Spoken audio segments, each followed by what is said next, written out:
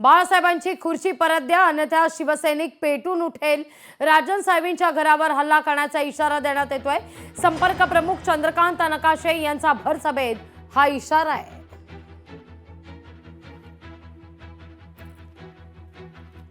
माननीय शिवसेना प्रमुख ज्या आसनावर बसायचे ती खुर्ची त्यांनी स्वतःहून घरी नेली होती की आज जन्म मरेपर्यंत मी शिवसेनेचा निष्ठावंत शिवसैनिक म्हणून जगेन.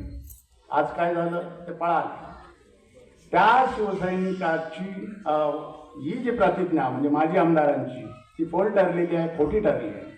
तुम्हा आम्हाला त्यांनी फसवलेलं आहे आणि स्वर्गीय बाळासाहेबांची पवित्र खुर्ची स्वतःच्या घरी नेऊन ठेवलेली आहे.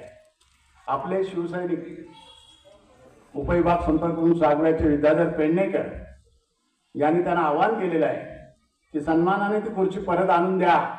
तुम्हाला आम्ही काही अवधी दिलेला आहे. ज्या दिवशी शिवसैनिक पेटून उठतील, घरावर हल्ला केला जाईल, शिवसेनेची खुर्ची उचलून पुन्हा आणली जाईल. याची गंभीर दखल माझी आमदारांनी घ्यावी. लोकशाही मराठी ऐका, पहा, जागरूक रहा.